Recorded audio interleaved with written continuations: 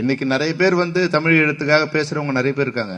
ஆனா முதலில் தமிழ் சினிமாவில இருந்து குரல் கொடுத்த முதல் மனிதர் விஜயகாந்த். யோ நீ ஏற்றா அப்படின்னா பல்லார்னு ஒரு அரசு அறிவன். ஏய் யாருக்கிட்ட பேசுறடா? வீரப்பங்கிட்ட பேசுறேன். மன்சூர் போறது நடக்கிறதெல்லாம் அவனுக்குள்ள வீரப்பங்கிற ஆவி உள்ள பூந்துடுச்சு. அவன் மன்சூராவே இல்ல.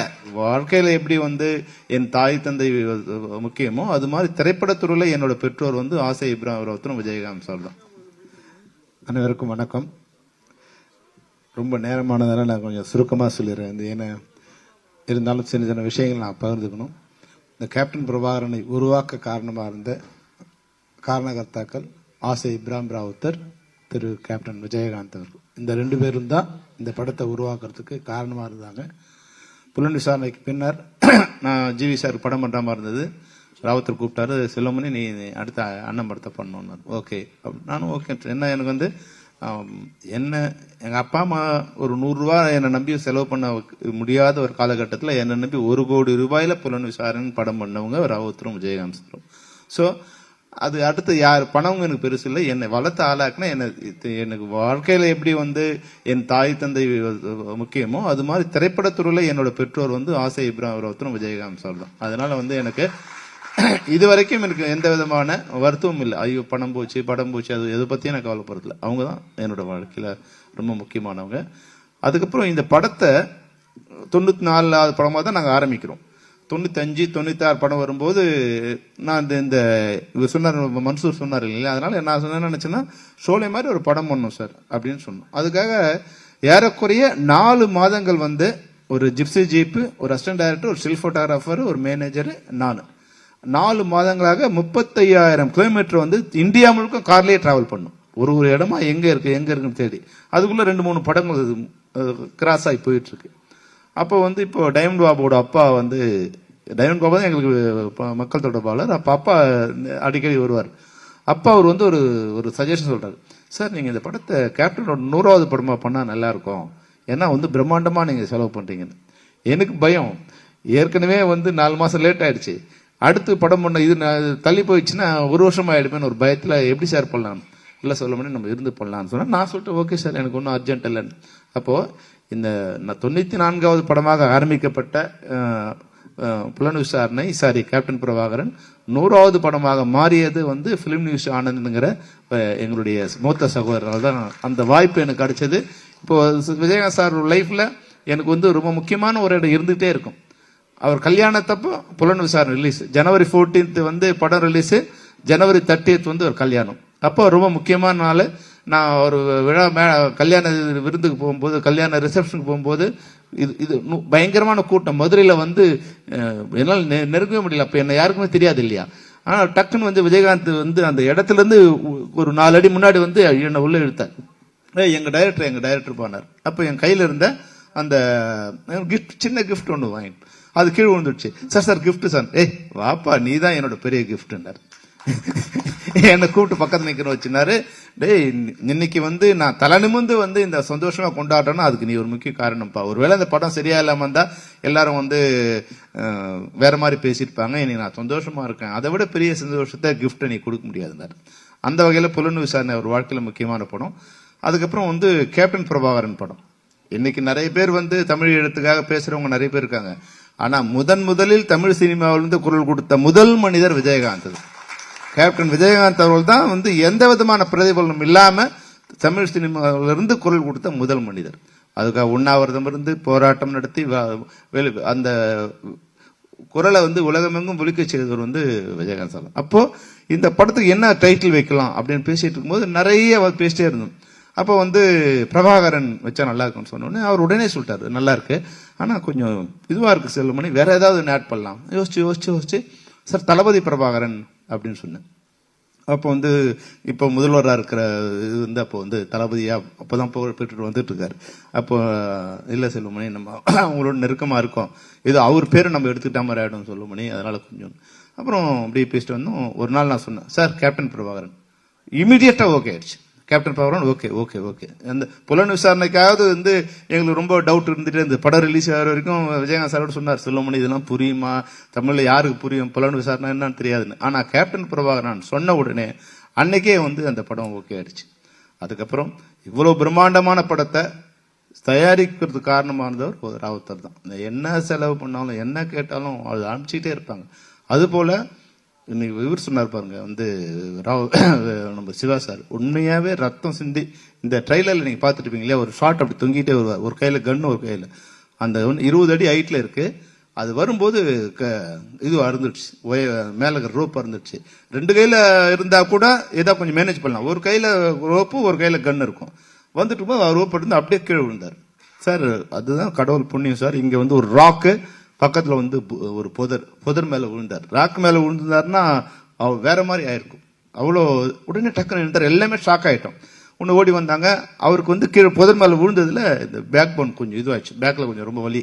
எழுந்து நின்று மெதுவா என் கை மேல என் தோல் மேல கை போட்டுக்கிட்டு சொன்னாரு, சொல்லுமணி வேற ஷாட் ஏதோ எடுத்துட்டு அவங்க பயந்துருவாங்க, என்னால் நிக்க முடியல அப்படின்னு சொல்லிட்டு ஏதாவது க்ளோஸ் அப் மட்டும் எடுனார்.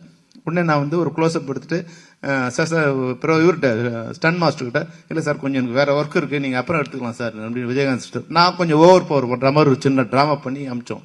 ஏன்னா அவர் எதுக்கு சொன்னார்னா, இல்ல சொல்லுமணி எனக்கு அடிபட்டதுன்னு நினைச்சேன், அப்புறம் ஸ்டன் மாஸ்டர் ஷாட் எடுக்க மாட்டாங்க, பயப்படுவாங்க, அப்போ வந்து நாளையில இருந்தா வந்து வேற மாதிரி எடுப்பாங்க, அதனால அடிபட்டது வெளியே யாரும் சொல்லக்கூடாதுன்னாரு. அப்போ எவ்வளவு ஒளி தனக்குள்ள இருந்தா கூட அதை யாருக்குமே வெளியே காமிச்சிக்காம அந்த இது அந்த ப்ராடக்ட் நல்லா வரணுங்கிறதுக்காக மிக அதிகமாக பாடுபட்டவர்.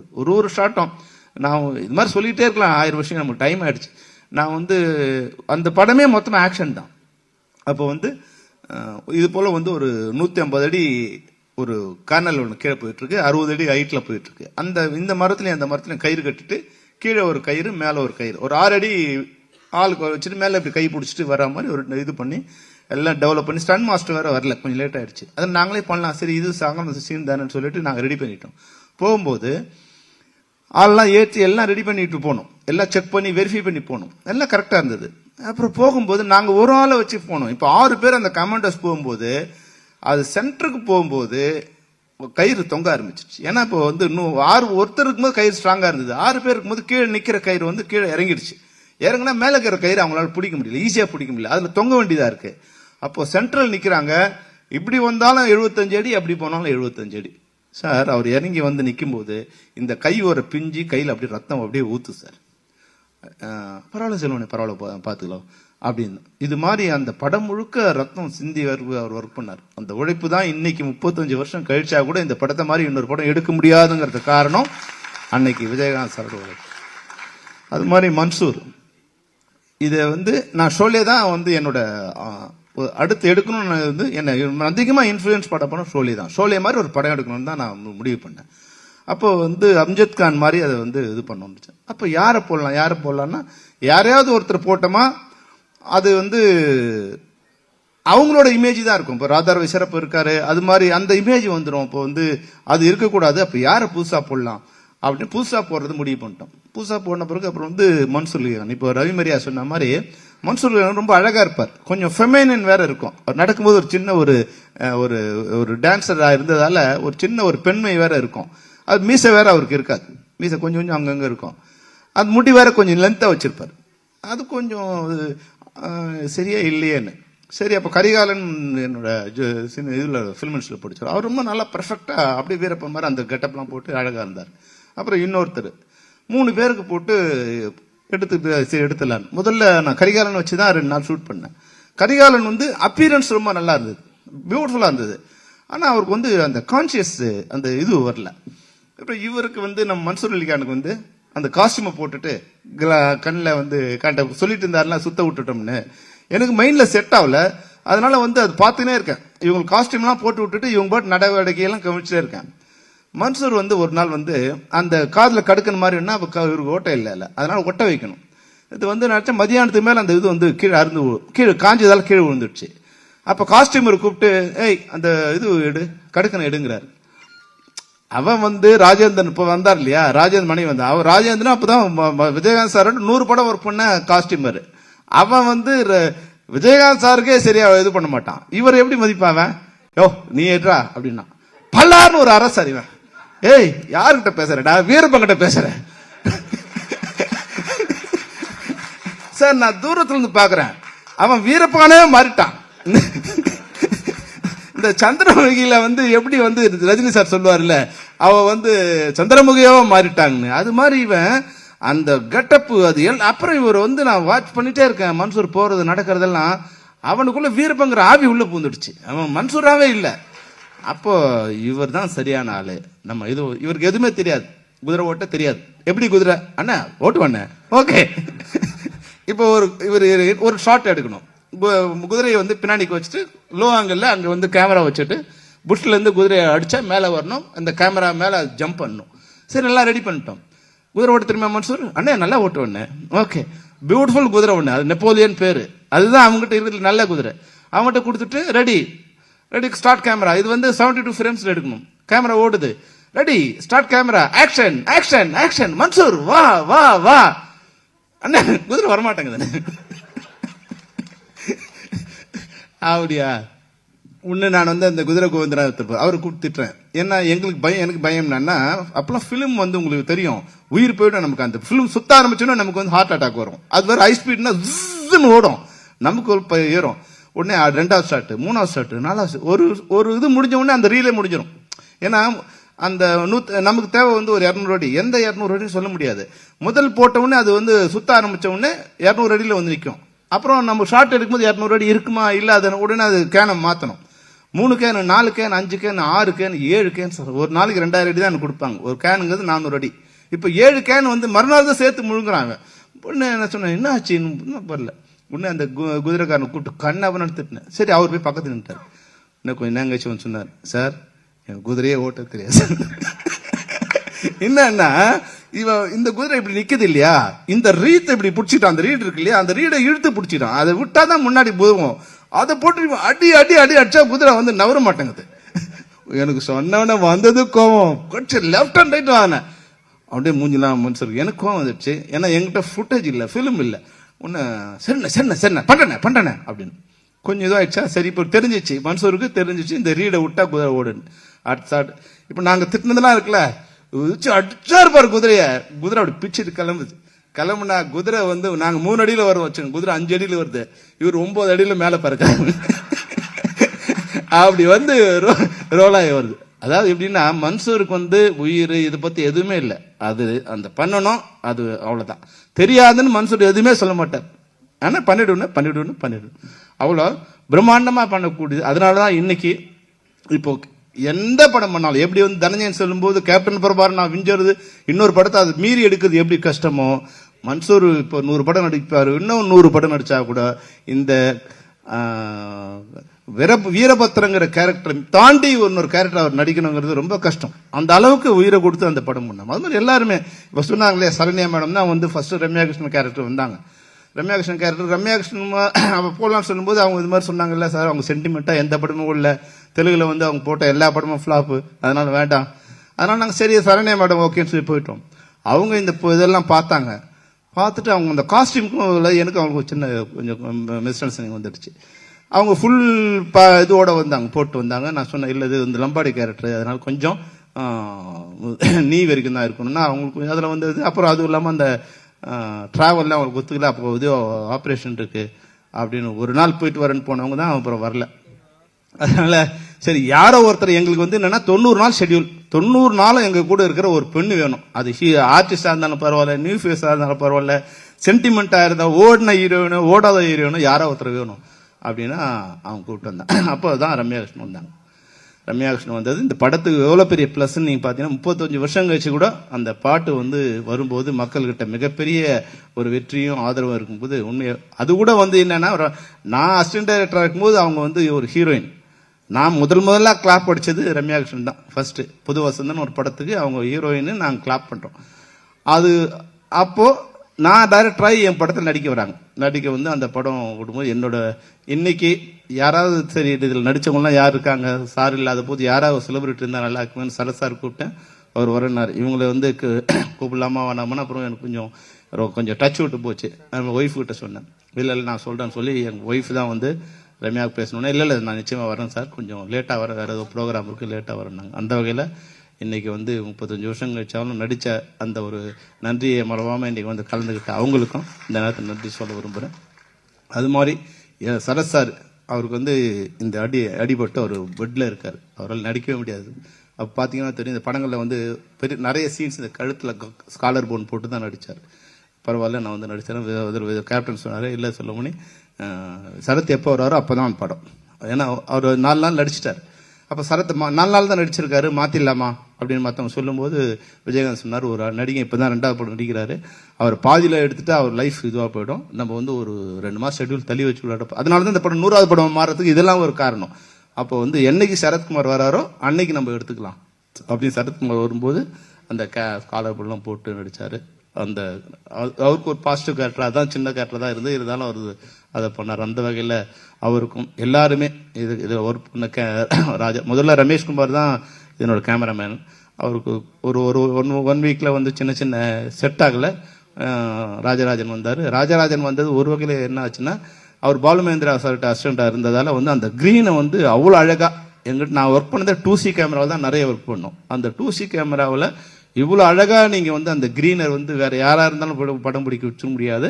கடவுள் புண்ணியத்தில் அதுவும் மாறினது ராஜராஜன் சார் வந்தது. அது மாதிரி ஆர்டர் JK அந்த மலையிலலாம் வந்து நாங்கள் ஒர்க் பண்ணது சொல்லிகிட்டே இருக்கலாம், நிறைய நேரம் இல்லை. அதனால வந்து இதை பற்றி சொல்ல வேறு ஏதாவது நான் இன்டர்வியூ மாதிரி உங்களுக்கு கொடுக்குறேன். நிறைய விஷயங்கள் இருக்குது உங்களோட இந்த படத்தை பற்றி ஷேர் பண்ணுறதுக்கு, விஜயகாந்த் சார் பற்றி ஷேர் பண்ணுறதுக்கு, அதில் நடித்த ஒரு ஆர்டிஸ்ட்டை பற்றி ஷேர் பண்ணுறதுக்கு நிறைய விஷயங்கள் இருக்குது. அதுபோல் நான் இந்த இதுக்கு அனௌன்ஸ் பண்ணும்போது பிரேமலதா அவங்க உங்களோட வந்தாங்க. சொன்னேன், அம்மா நீங்கள் வந்து இதுக்கு வந்தீங்க, தயவுசெய்து ஆடியோ ரிலீஸ் பண்ணும்போது பிரபாகர் நீங்கள் அனுப்பணும்னு. நிச்சயமாக வந்து அவங்க சொன்னா 3ஆம் தேதி நாங்கள் வந்து டூர் ஆரம்பிக்கிறோம்.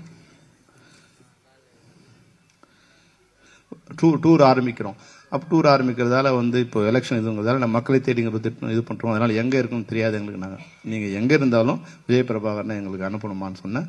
நிச்சயமாக அனுப்புறோன்னு சொன்னாங்க. அந்த வகையில் வந்து பிரபாகரன் வந்து இன்னைக்கு நீ வந்திருக்க ரொம்ப சந்தோஷம். நீ வந்ததுங்கிறது வந்து அப்பா வந்த மாதிரி என்னை பொறுத்த வரைக்கும்.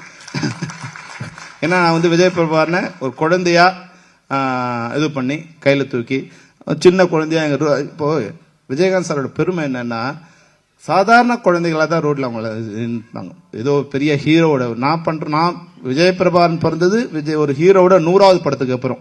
இன்னைக்கு ஒரு ஹீரோ 100 படம் நடிச்சிருந்தா அவங்க வாழ்க்கை தரம் எப்படி இருக்குன்னு நீங்க பாத்துங்க. ஆனா அன்னைக்கு வந்து வெறும் கண்ணம்மாள் தெருவில் வந்து பிரபாகரனும் சண்முக பாண்டியனும் ஒரு கிரிக்கெட் பேட்டை வச்சுட்டு ரோட்ல வந்து ஸ்டம்ப் வச்சுட்டு விளையாடிட்டு இருப்பாங்க. அந்த மாதிரி சின்ன சாதாரண நடுத்தர வர்க்கத்தில் இருக்கிற மக்கள் வாழ்ந்த மாதிரி தான் இன்னைக்கு நீங்க வாழ்ந்த. அதனாலதான் இன்னைக்கு வந்து எந்த சோதனை வந்தாலும் நீ வந்து அதை தாங்கி நிற்கிறதுக்கு அப்பா அது கொடுத்த அந்த ட்ரைனிங் தான் உனக்கு வந்து இது. இருந்தாலும் நீ உன்னோட உயரம் இன்னும் நிறைய இருக்கு, நீ எந்த கவலையும் பட வேண்டியதில்லை. ஏன்னா அப்பா சந்திக்காத அவமானமோ தோல்வியோ கிடையாது. இதையெல்லாம் தாண்டி தான் அப்பா ஜெயிச்சார். ஆனா நீ வந்து உண்மையாவே எனக்கு ஒரு வகையில் என்ன சந்தோஷம்னா, நீ வெற்றி கோட்டை பக்கத்துல வந்து நின்றுட்ட. ஒரு 4000-5000 ஓட்டுங்கிறது வந்து சாதாரண விஷயம் கிடையாது.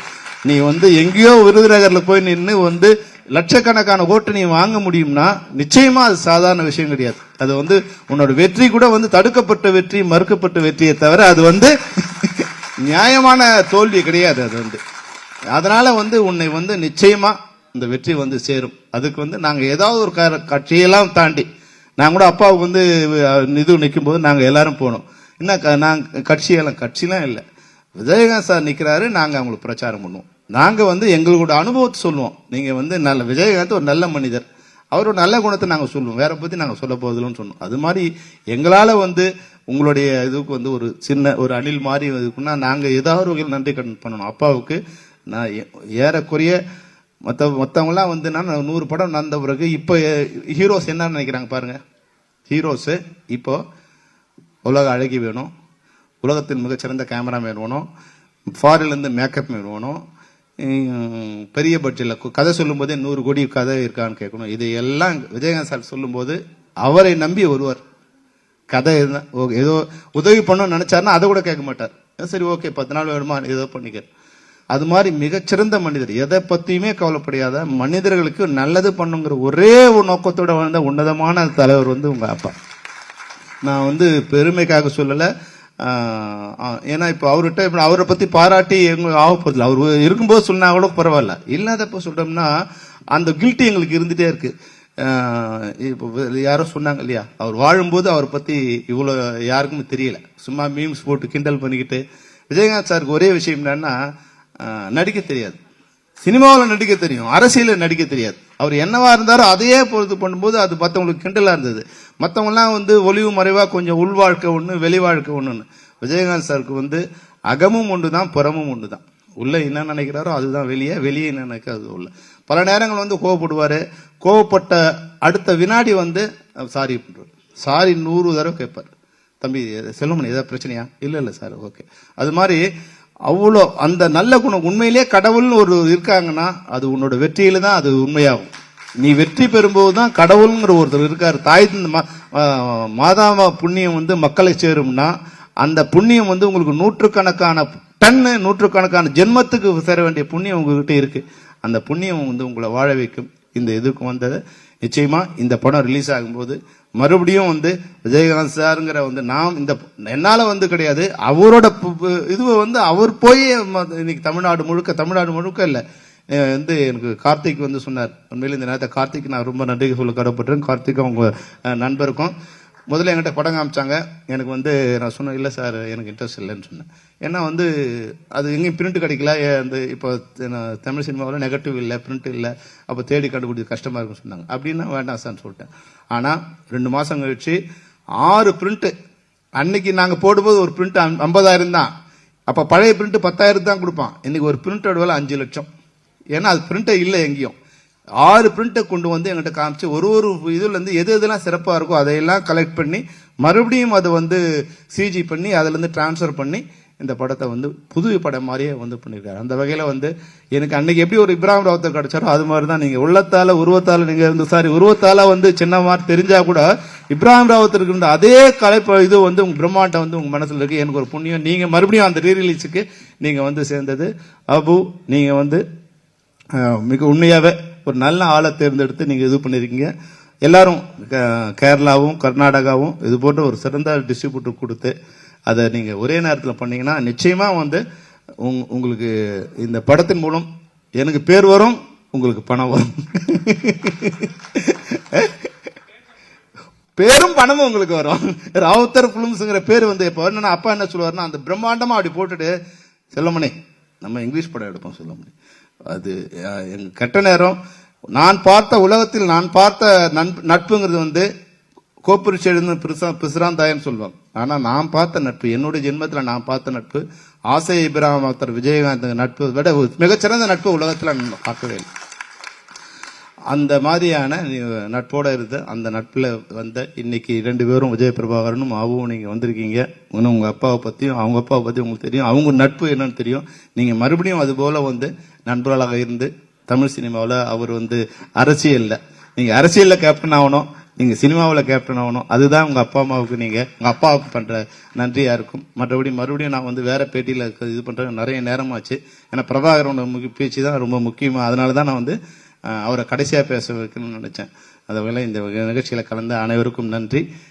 பிரபாகருக்கும் என்னோட நன்றி, அம்மாவுக்கும் என்னோட நன்றி.